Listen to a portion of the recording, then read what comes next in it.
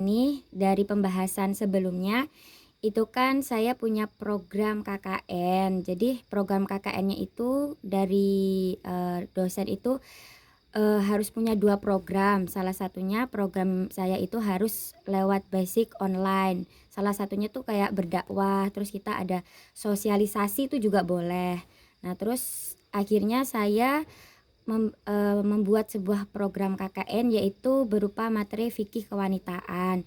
Kenapa demikian? Karena saya merasa, untuk ibu-ibu, enggak ibu-ibu sebenarnya, untuk wanita sendiri itu masih banyak, dalam kehidupan kita sehari-hari yang masih awam mengenai tentang, hukum haid, istihadah dan nifas gitu kan. Soalnya terkadang tuh saya juga pernah tuh mendapatkan teman saya sendiri itu, ketika bertanya kepada saya tentang siklus haidnya yang tidak teratur, dia menghukuminya itu darah yang haid semua. Padahal kan, keterangannya sebenarnya darah haid itu 15 hari gitu kan. Tapi kalau orang awam itu kebanyakan merasa kalau darah yang keluar pokoknya yaitu haid gitu kan.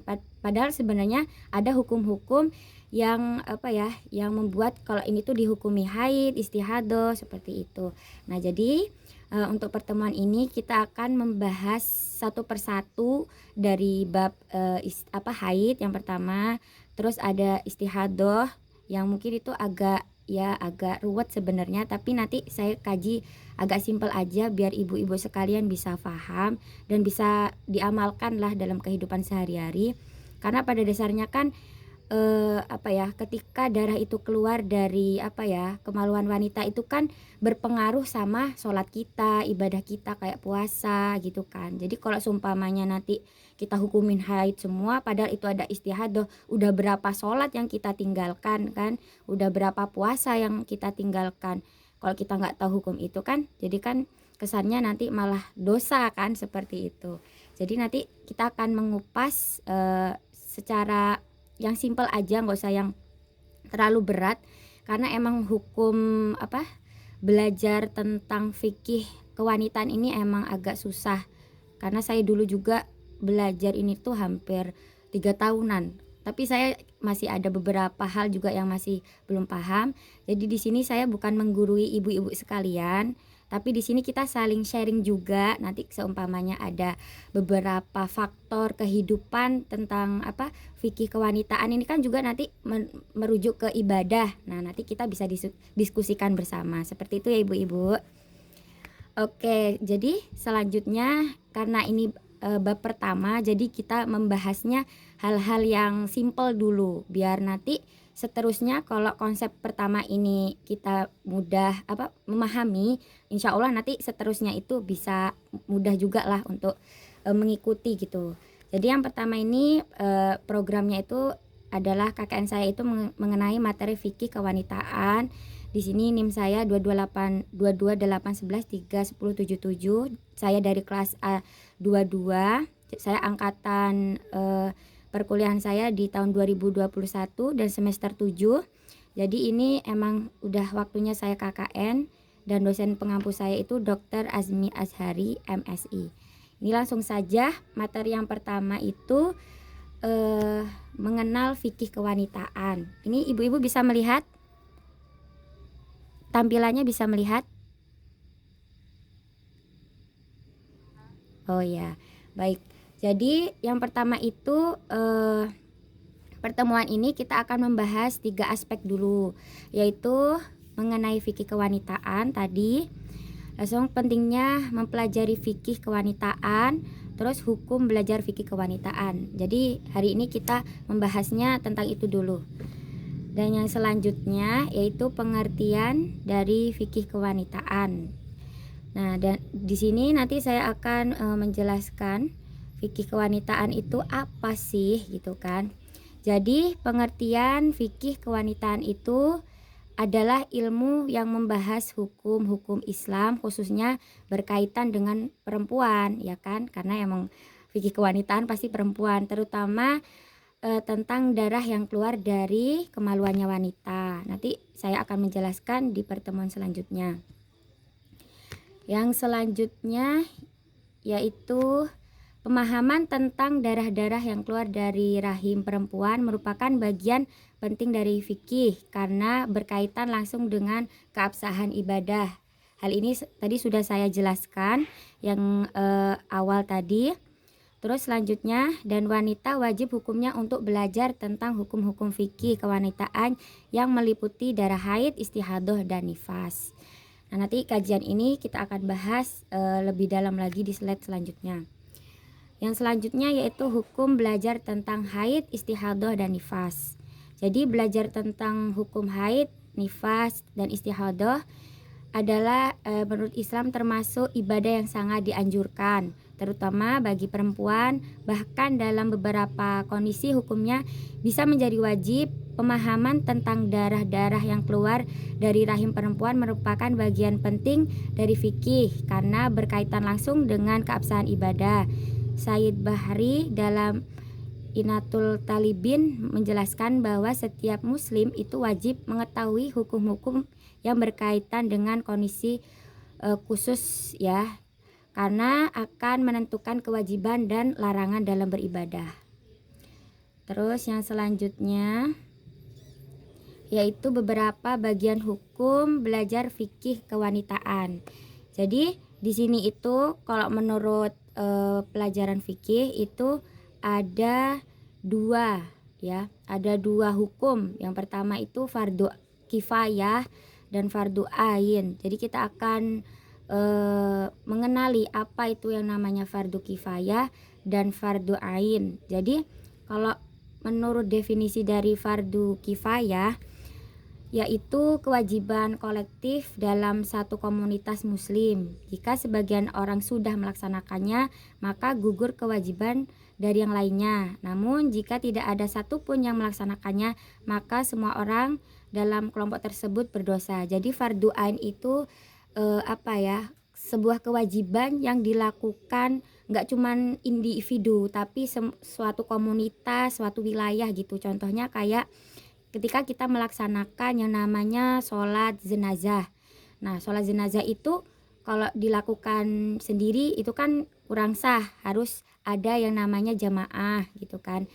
Nah, jadi kalau seumpamanya jamaahnya perkiraan udah 40 orang, sedangkan penduduknya itu di situ ada 60 orang, tapi cuma sebagian aja yang melaksanakannya, berarti itu tidak apa-apa. Berarti kan menggugurkan kewajiban yang seharusnya dilakukan. Tetapi kalau dari sekelompok orang tadi satu pun nggak ada yang melaksanakannya, nggak ada yang mau mengimami ataupun melaksanakan sholat sholat jenazah tadi, maka itu hukumnya haram.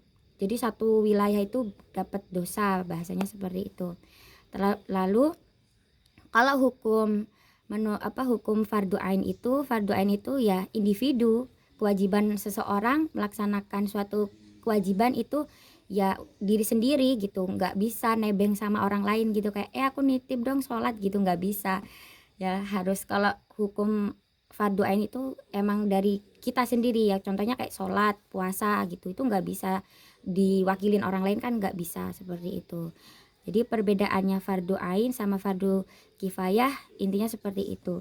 Nah, pembahasan ini nanti saya akan melanjutkan sebelumnya. Jadi sebenarnya hukum untuk seorang wanita mempelajari haid ya, keilmuan tentang kewanitaan itu aslinya itu hukumnya wajib. Misalnya ada satu anak perempuan nih, dia umurnya udah mencukupi, misalnya umurnya udah 15 tahun. 15 tahun kan otomatis dia pola pikirnya sudah peka lah terhadap hal-hal seperti ini. Nah, itu sebenarnya udah wajib untuk belajar. Tapi seumpamanya mungkin dia punya suatu alasan, mungkin dia sakit, itu bisa digantikan oleh ibunya, ayahnya, yang nanti ketika ayah ibunya itu sudah bisa diajarkan sama anaknya. Tapi yang lebih perlu disorot itu ketika jadi seorang istri. Nah, jadi kan kalau jadi seorang istri kan apa-apa harus izini sama suaminya. Jadinya hukumnya kan ketika perempuan itu belajar tentang haid ini kan wajib. Kalau dia belum tahu maka dia wajib mencari informasi atau belajarlah sama ustadz atau ustazah yang tahu tentang hukum kewanitaan ini.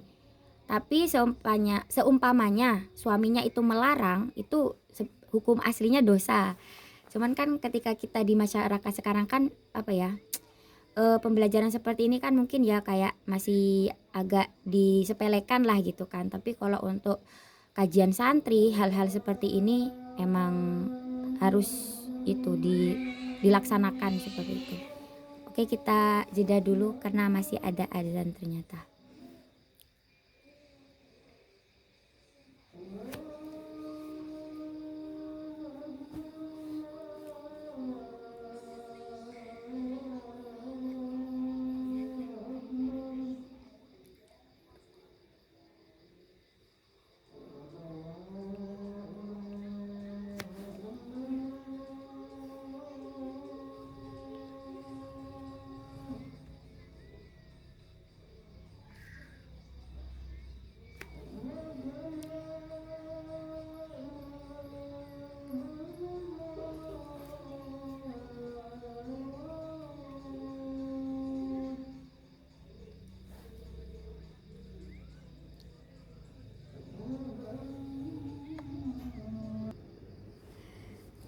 Nah, jadi seperti itu ibu-ibu.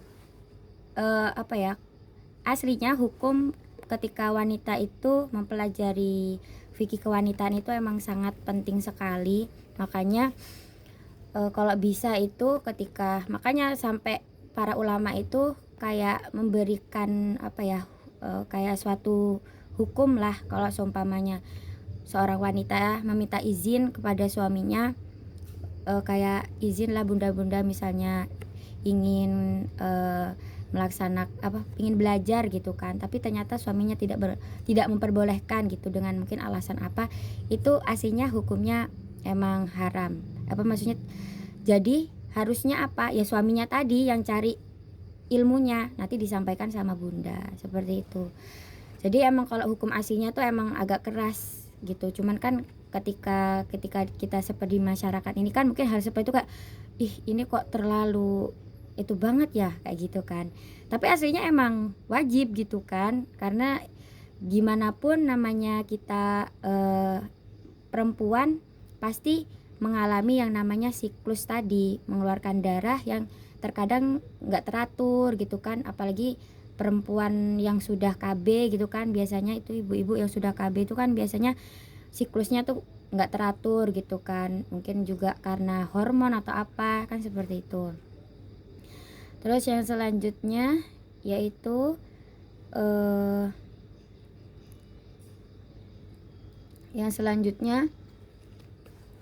definisi balik itu ya. Jadi nanti itu kalau menurut bahasa ulama itu, bahasa fikih itu ada namanya balik. Balik itu dimana usia seseorang itu punya kewajiban, punya beban lah bahasanya itu, untuk dia bisa melaksanakan kewajiban sebagai seorang muslim. Contohnya kayak sholat, puasa, seperti itu. Jadi untuk hukum terkait dengan haid ini, yang termasuk nanti golongan orang yang haid itu di umur berapa sih gitu kan. Nah ini saya udah mengkelompokkan, itu ada 4 ya, tapi itu juga dihitung umurnya itu dari bulan Hijriyah, bukan bulan Masehi. Karena kalau bulan Hijriyah itu penyempurnaannya itu kalau menurut sebagian ulama itu perputarannya itu pas gitu. Sedangkan kalau Masehi itu perputarannya itu kayak kurang gitu. Jadi pendapat para ulama itu mengatakan kalau untuk menghitung umur itu memang bagusnya pakai bulan Hijriyah gitu.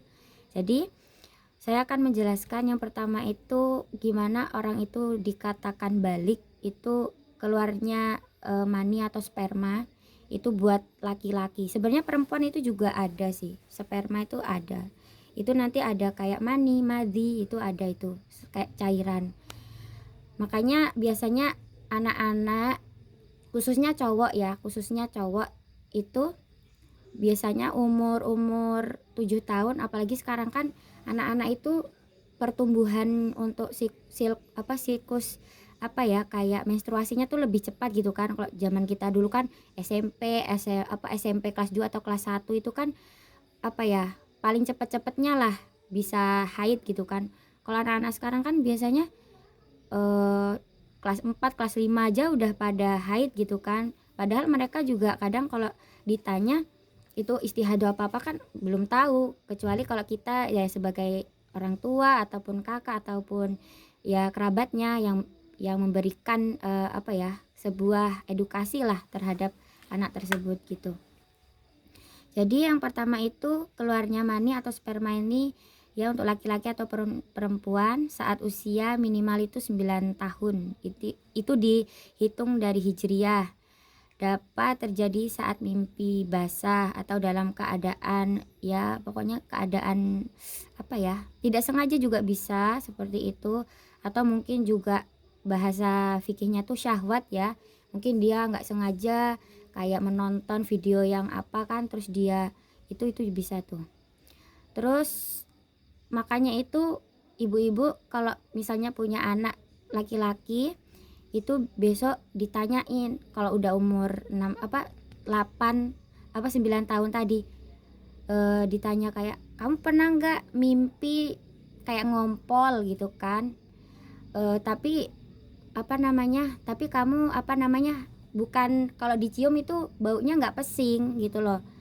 Kalau kalau air mani kalau air urin kan biasanya dia tuh cenderung kayak pesing gitu kan. Kalau kayak air mani kan lebih apa ya, mungkin baunya mungkin lebih spesifik gitulah, ada kayak kekhasannya gitu kan. Jadi itu bisa ditanyakan ibu-ibu. Nanti kalau seumpamanya mungkin dia udah pernah mengalami mimpi itu, berarti kan dia sudah balik, dan ketika sudah balik itu berarti dia sudah diwajibkan untuk melaksanakan namanya sholat dan puasa seperti itu. Yang kedua mengalami haid. Nah ini khususnya ini untuk perempuan ya, usianya itu 9 tahun hijriah jika mengeluarkan darah sebelumnya usia 9 tahun belum dihukumi balik. Jadi nanti seumpamanya nih ternyata di umur 7 tahun dia kok mengeluarkan darah padahal itu belum umurnya ya berarti itu dikatakan darah istihadah, nanti ada hukumnya. Berarti itu bukan siklusnya darah haid seperti itu.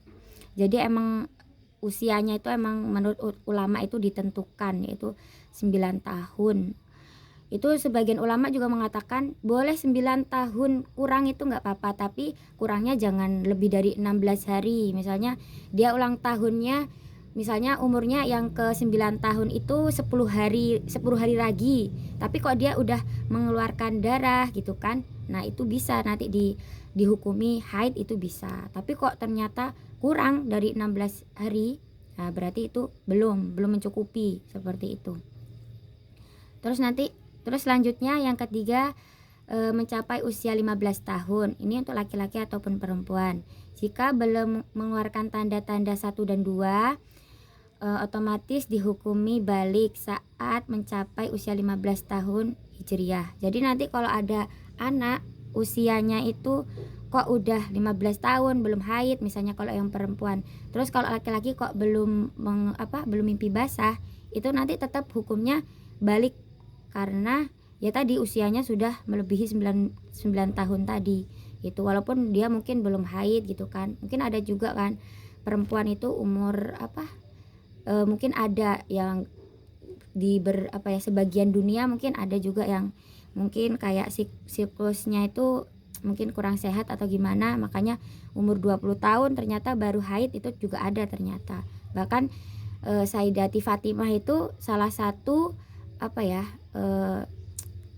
tokoh wanita yang semasa hidupnya tuh nggak pernah haid gitu loh ibu-ibu.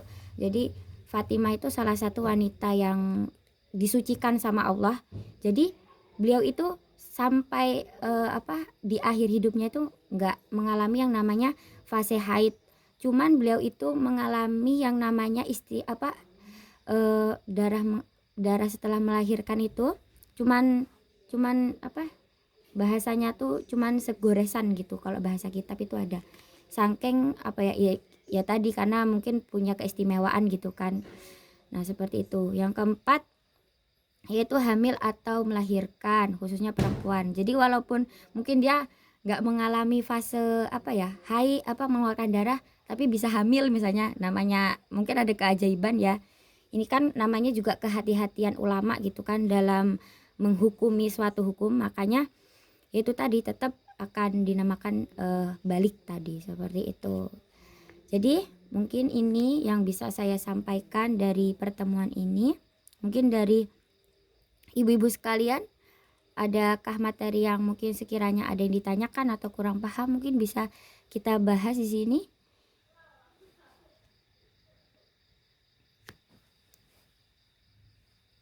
Nah, saya mau bertanya, Iya. jadi kapan haid itu dinyatakan selesai menurut Islam? Karena sesuai pengalaman itu kadang kita sudah mandi besar, Mm-mm. tapi ternyata darah masih keluar. Jadi kalau di dalam Islam itu, pertanyaannya di dalam Islam itu kapan dinyatakan haid itu selesai?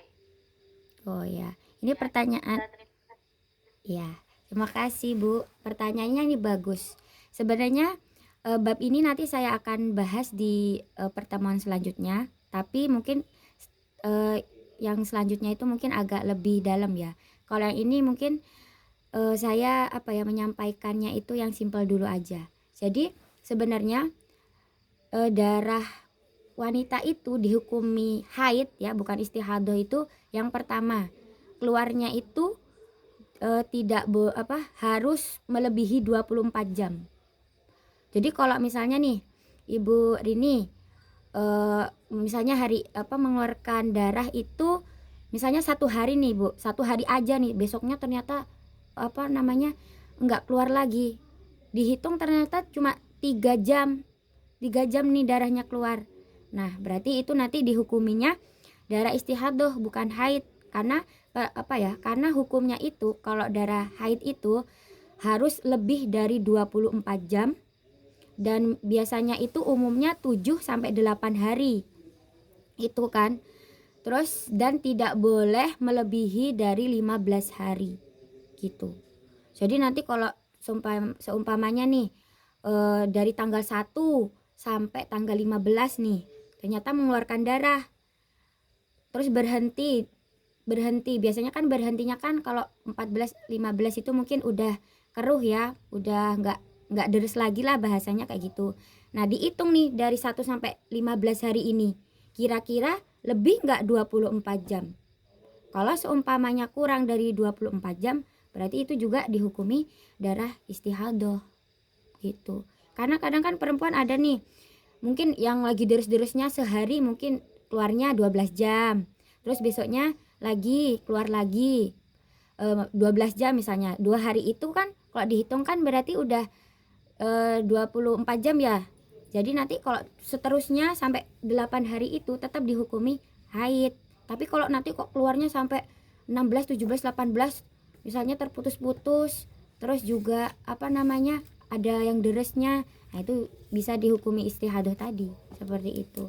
Makanya nanti kita akan membahasnya di pertemuan selanjutnya. Kalau ini kan kita belajarnya mengenai kayak emang apa sih hukumnya, kok kita tuh harus belajar tentang fikih kewanitaan gitu kan, faedahnya tuh apa gitu kan. Terkadang kan kayak orang kan cuman taunya kayak ya yang penting haid lah pokoknya. KB kok aku keluar darahnya kok misalnya dalam 1 bulan itu udah 15 hari, terus sucinya udah 5 hari misalnya kok keluar lagi.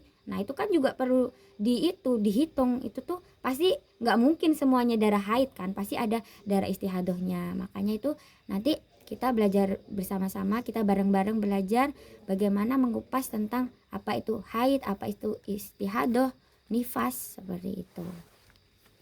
Mungkin dari ibu-ibu sekalian ada yang mau ditanyakan lagi?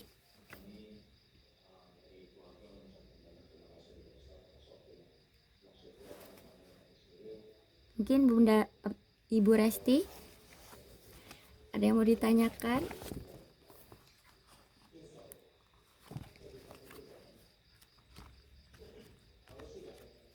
Nah, ya, saya mau tanya, tadi yang di mungkin lebih ini ya, pembahasannya tentang apa tadi, istihadah. Iya, istihadah. Ya, mungkin lebih dijelaskan soalnya kan saya awam nih, jadi Iya. saya lebih pengen tahu lebih dalam tentang istihadah. Oh iya. Jadi sebenarnya istihadah itu apa ya? Agak rumit. Itu nanti juga kalau istihadah itu nanti dikaitkannya sama itu Bun. Apa Bu? Kayak keluarnya itu tadi kan tidak boleh kurang dari 24 jam, terus nggak boleh lebih dari 15 hari itu. Terus nanti itu ada hukumnya juga ciri-ciri darah. Nah, nanti itu di pertemuan selanjutnya nanti saya akan membahas juga darah itu terbagi dari beberapa golongan gitu. Jadi nanti ada darah yang kuat, darah yang lemah, darah yang kuat tapi lemah seperti itu. Soalnya kan perempuan itu kan mengeluarkan darah nggak merah terus kan. Pasti pertama ada yang mungkin pertamanya coklat, ya kan? Ada yang mungkin langsung merah. Terus ada yang apa namanya hitam langsung seperti itu. Nah, tapi itu nanti kita akan bahas di slide selanjutnya. Intinya hari ini yang saya apa ya, yang saya bisa sampaikan tentang haid apa istihadah tadi itu darahnya itu keluar jangan kurang dari 24 jam. Itu walaupun mungkin ternyata darahnya keluarnya itu dalam tanggal 1 sampai tanggal 15 itu satu hari cuma 1 jam. Tapi kalau dihitung dalam 15 hari tadi kok 24 jam, berarti itu darah haid. Tapi kok misalnya keluar darahnya, misalnya biasanya perempuan itu kalau mengeluarkan darah itu kan umumnya kan 8 sampai 7 hari. Kok dari 7 hari itu dihitung darahnya tadi keluar kok nggak sampai 24 jam, berarti itu bukan darah haid tapi darah istihadah seperti itu. Berarti nanti kita wajib mengkodok, bahasanya mengkodok itu kita berarti mengganti sholat-sholat yang udah kita tinggalin gitu kan. Ya kayak mana namanya, kita kan nggak tahu ya namanya darah yang keluar kan, itu kan apa ya, secara ilmiah gitu loh, bukan keinginan kita. Jadi kan kita nggak bisa pengennya sih ya apa ya lancar gitu kan, tapi kan namanya sirkus perempuan kan pasti ada lancar ada enggaknya kayak gitu.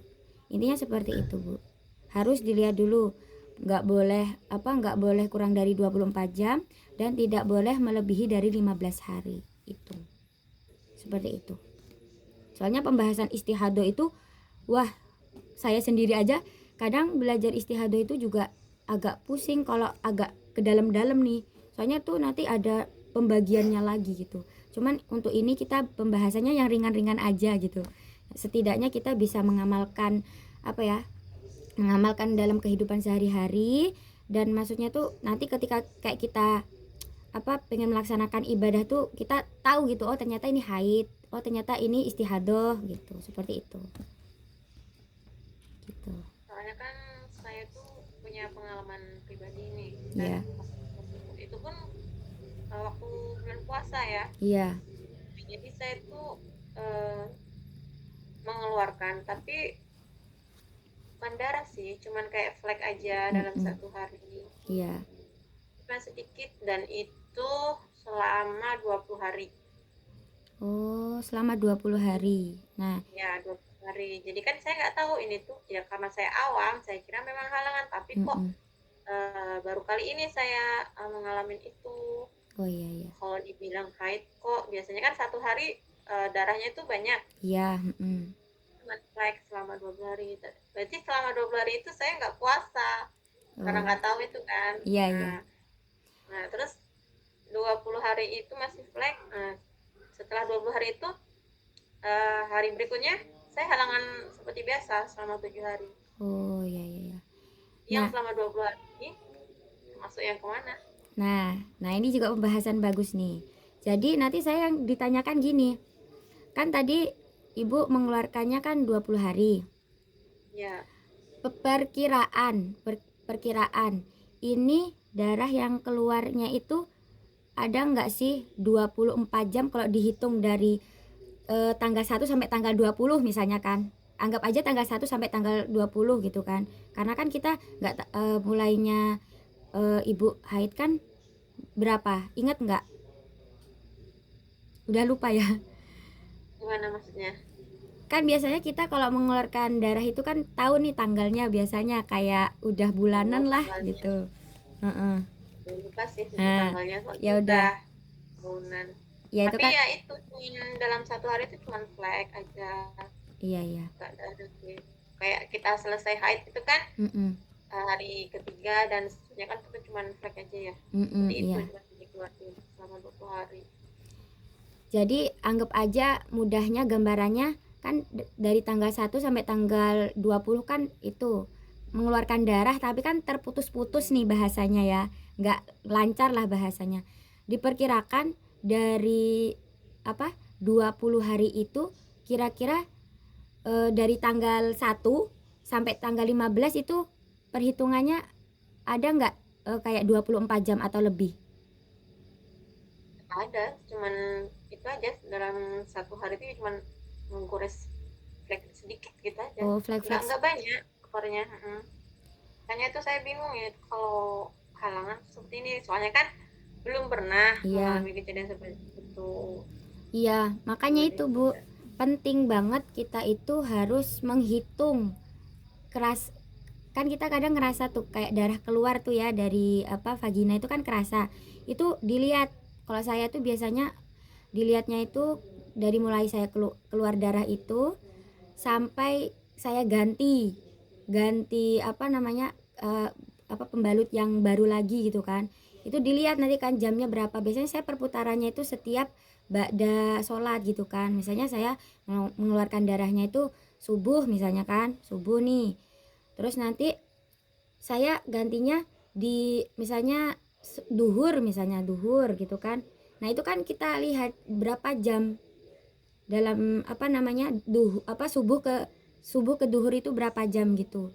Kalau seumpamanya 6 jam, terus kalau dikumpulin lagi sampai beberapa hari, misalnya sampai 7 hari tadi, 7 hari tadi udah 24 jam misalnya, itu berarti nanti dihukumi haid. Tapi kalau kayak kurang ya berarti nanti selebihnya tadi istihadoh. Berarti nanti ibu gini ngitungnya, berarti 20 hari itu kalau seumpamanya darahnya tadi 15 hari tadi emang udah cukup 5 apa ya 24 jam, berarti yang 15 tadi dihukumi haid, yang 5 hari selanjutnya itu kan udah suci harusnya ya, itu dihukumi istihadoh. Gitu aja enaknya kita ngambilnya gitu. Kalau emang udah ngerasa dalam 15 hari tadi 24 jam atau lebih malah bagus. Tapi kalau kurang ya berarti dihukumnya istihadoh. Emang darah darah istihadoh. Berarti nanti cara apa namanya? Cara mengkodok puasanya gimana? Ya berarti semuanya yang 20 hari Iya. tadi Jadi selama gitu. 20 hari tambah 7 hari, ya hitungannya 1 bulan kan saya Iya, itu. bener gitu. Makanya emang penting kita itu tahu kapan darahnya tuh keluar, dihitung per jamnya. Kan lumayan seumpamanya 1 minggu itu, misalnya 15 harinya itu emang dihukumi haid. Kalau kita lupa, akhirnya kan gitu. Kalau kita lupa kan kayak, ya maksudnya, aduh kemarin itu berapa ya? Ya ingatnya saya sih, ya belum sampai 15. Ya kita menjaga-jaga kan biar apa ya, biar Iya. kita nganu kan, ya udah akhirnya dikodok semua karena nggak tahu semuanya kan, dari Nggak tahu. jamnya nggak dari jamnya juga perkiraan kapan udah lupa kan kayak gitu. Jadi ya cari amannya kita mengkodok semua, mengganti semuanya, itu lumayan itu 20 Lumayan per hari. sebulan. Kita nggak Iya, tahu hukumnya juga kan, baru kali nggak, itu juga mengalami, mungkin karena iya, hormon. Nggak iya, tahu. ya seperti itu. Ya mungkin pertemuan kita dicukupkan sampai sini dulu. Terima kasih karena waktunya juga sudah lebih ya, lebih kayaknya. Jadi terima kasih untuk pertemuan hari ini, seru juga karena ibu-ibu ternyata aktif dalam bertanya. Jadi seumpamanya di forum di luar Zoom ini nanti ibu-ibu bertanya tentang apa ya, permasalahan fikih terutama Islam apa kewanitaan ya, misalnya kayak berhubungan suami istri tapi kok ternyata besoknya mengeluarkan darah itu belum mandi, gimana hukumnya? Misalnya itu nanti bisa ditanyakan juga, tidak apa-apa. Kan itu penting kan? Gitu, tidak apa-apa. Ya benar ini. Nah, seperti itu. Ya betul, nah ibu-ibunya juga sudah bersuami. Iya, Iya. jadi itu memang penting. Makanya biar nggak asal gas terus yang penting harus tahu hukumnya gitu. Ini Gitu. sebenarnya masih banyak pertanyaannya, masih banyak banget ya, Iya, tapi tentu ya. iya, heeh. Jadi pertemuan selanjutnya nanti kalau ada waktu, kalau bisa saya jawab langsung, bisa ya saya jawab, tapi kalau seumpamanya saya masih ragu, ya nanti saya tampung dulu pertanyaannya karena saya juga masih belajar juga lupa-lupa. Walaupun itu pernah belajar dulu kan pas masih mondok, cuman karena kalau kadang nggak diamalin ya, tahu sendirilah lupa gitu. Nanti di bahasan selanjutnya baru nanti saya jelaskan gitu, seperti itu. Terima kasih untuk hari ini. Eh, Wah, ya, pokoknya seperti itu. Saya akhiri dulu ya. Wih, dikasih lope. Saya akhiri pertemuan kita di pertemuan pertama ini. Semoga bermanfaat dan pertemuan selanjutnya kita bisa sama-sama berkumpul lagi seperti ini. Terima kasih. Wassalamualaikum warahmatullahi wabarakatuh. Ibu.